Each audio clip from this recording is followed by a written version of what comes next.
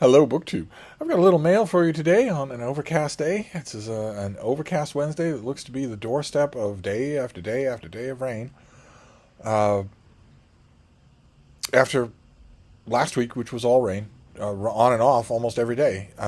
So we're going to have a verdant beginning to summer. It's not going to make a difference.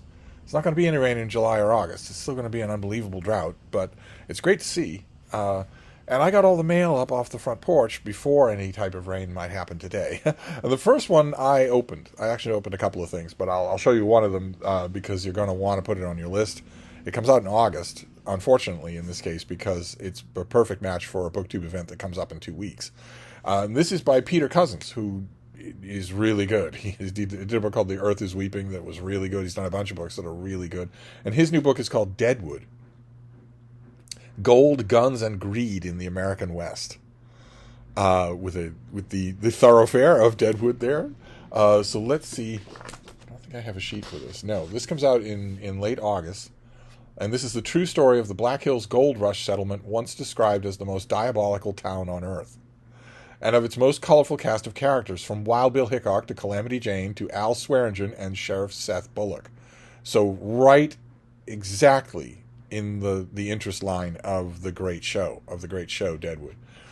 Sifting through layers and layers of myth and legend, from 19th century dime novels like Deadwood Dick to HBO prestige dramas to the casino billboards outside the present-day Deadwood, Peter Cousins unveils the true face of Deadwood, South Dakota, and the storied mining town that sprang up in early 1876 and came raining down in ashes only 3 years later, destined to become food for the imagination and a nostalgic landmark that now brings in more than 2.5 million visitors each year.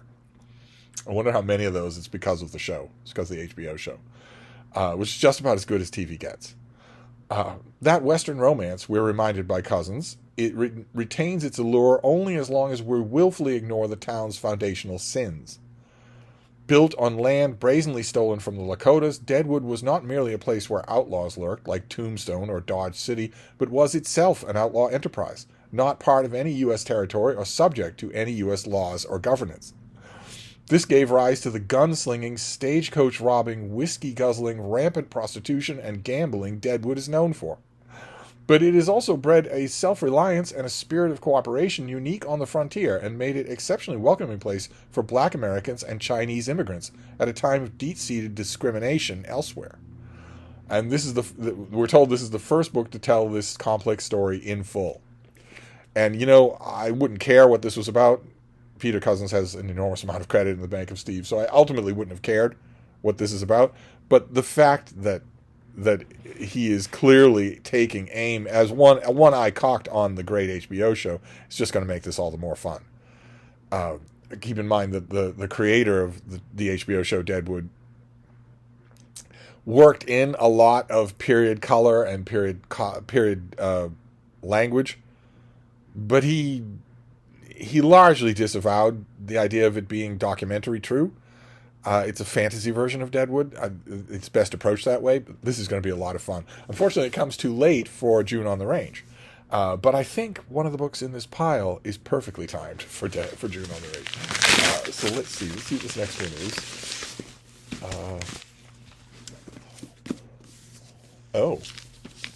Oh, right. Okay. Oh, this was sent to the wrong person. This clearly needs to go on its way to the upper Midwest. Okay, well, I can do that. All right, I don't need any of this crap. Let's get all this out of here. This is out already, I believe. This is by Ian Kumakawa, and it is called Empty Vessel, the story of the global economy in one barge. Yeah, May the 6th this comes out, so it's late getting to me.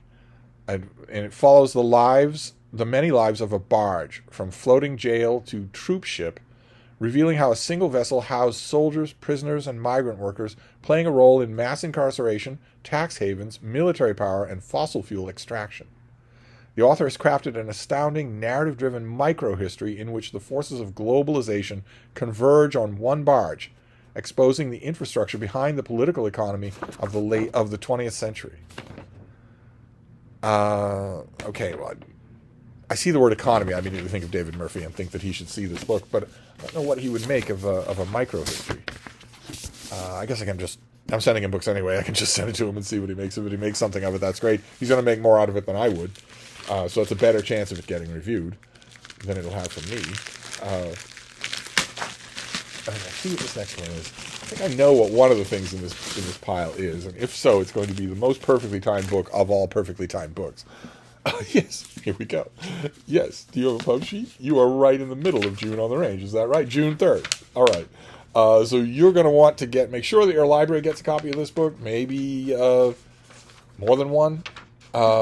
This is by Brian Burrow, and it is called The Gunfighters, How Texas Made the West Wild. How is that for timing? It's almost like these people know that BookTube exists. Billy the Kid, Jesse James, Butch Cassidy and the Sundance Kid. These names are so deeply embedded in our collective cultural history as a classic Wild West gunfighter stock figure that people often feel they need no introduction. Some write off these iconic gunslinging figures as just a corny myth, more a product of dime novels and B-movies than genuinely important American history. But as this book shows, there is always more to the myth. To understand American history and its deep-seated relationship with violence, we must look to the last 3 decades of the 1800s in the American West, which had the highest murder rate per capita in American history. The reasons behind all this boil down to one place: Texas. Texas was born in conflict on 2 fronts, with Mexico to the south and the Comanche to the north, and the invention of the Colt revolver only made the area wilder and less orderly. The collapse of the Confederacy and the presence of a thin veneer of northern occupiers turned the heat up further. Indeed, across the 19th century frontier, defending one's honor and reputation often resulted in duels and bitter feuds. After the cattle business boom, this mode of life spilled into the greater West, from Arizona to Wyoming to Kansas and points beyond. The trigger-happy assortment of rustlers, hustlers, gamblers, and freelance lawmen, and their desire to defend their honor caught the eye of newspapers, igniting a firestorm of myth-making. Perfect. I'm going to read this for June on the Range. Perfect. It already has blurbs from lots and lots of people. That's good. Great. So, that sounds really good. It sounds really lively. Let's see what the author has to say for himself. Who's Brian Burrow? He is the author or co-author of 8 books, 4 of them New York Times bestsellers, including Barbarians at the Gate. Okay, this is enough of an introduction right there. Yeah, I don't need to read any. Oh, he is the editor-at-large for Texas Monthly, and he lives in Austin.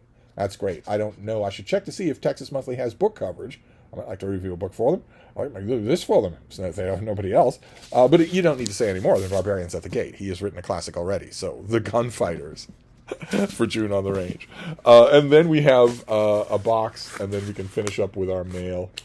A subdued day here at Hyde Cottage, but that's all right. They can't all be not subdued.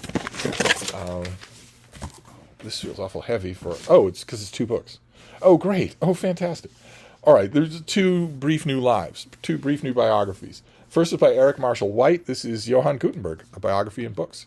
I knew this was coming. I just the other day saw the previous biography of Gutenberg that I really liked. This thing is half its length.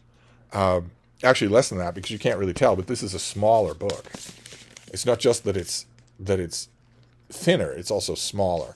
So this is really, these things, these are Margelos? No, who is this? Reaction books. This is a series of medieval lives. And they really are slightly ambitious monographs. They aren't full-length biographies, although I've read quite a few of them that were very good. And Gutenberg fascinates me. Just fascinates me. So that's one of them. That's one of that we're getting. And then the other one fascinates me even more. This is by Andreas Breyer, and it is Benvenuto Cellini. The embodiment of the modern artist. Look at that cover, huh? That is amazing. This has no dust jacket like the other one does. It's just a clear-eyed portrait of the audacious Renaissance sculpture of Benvenuto Cellini. Fantastic. Just fantastic. Yeah, this is the Renaissance Lives series. So this is Medieval Lives. These have dust jackets. And then this is Renaissance Lives, and none of these things do. They are all built like this with the inlaid photo in the middle there. I've read a lot of these, and a lot of them have been very good. They are the same thing. They are basically enlarged monographs. So So the page count on this thing is 230 something or other, but it's a smaller book. If you printed it on large paper, a normal sized book, it would barely clear 150, I bet. Okay, great. Fantastic. Well, I don't have pub sheets for either of these, but Benvenuto Cellini is known for his autobiography. Gutenberg, of course, is famous because he popularized the printing press. But Cellini is famous for his book, for his own book. And biographies of him are always tricky in that regard because, well, what do you do? If you're a biography of Benvenuto Cellini, what do you do when he's already written a book? It's full of lies, but it's more entertaining than anything you're going to write. Where you dryly, scoldingly correct the record. I don't know what this author will do. Maybe this author is on board with the fun. I wonder how this opens. This book takes Renaissance Lives, the title of the series in which it has the privilege of being published, at its word in two ways. On the one hand, it deals with life and work of the goldsmith, sculptor, and bronze founder, Benvenuto Cellini, who lived from 1500 to 1571. On the other, it does so along the lines of his Vita, the artist's own biography. With this, he achieved far more fame than he did from the works of art, of which there are a comparatively small number, although each is a testimony to his incomparable mastery. Like every other artist, Cellini assumed that his works would speak for themselves for him, and above all, about him. As an artist, he was a man of action. At the same time, however, as the author of sonnets and writings, he was a virtuoso of words. Okay, well, great. I agree completely. The surviving examples of his artwork are unparalleled in the Renaissance. But his book is amazing. His book is incredible. So there we go. That is our mail haul for today. A pretty good one. 2 June on the Range books, but one, the Gunfighters, is actually ready for June on the Range. It's actually a June release. So all you people out there who are looking forward to Michael K. Vaughan's event, June on the Range, but you're not all that up on fiction, you've got a nonfiction that's square on the nose. Just order it. I'm sure the author would love it if you ordered the book, but it's probably pricey. Yes. Yes, $35. But definitely get it for your library. Make some noise. Make sure they have copies of it.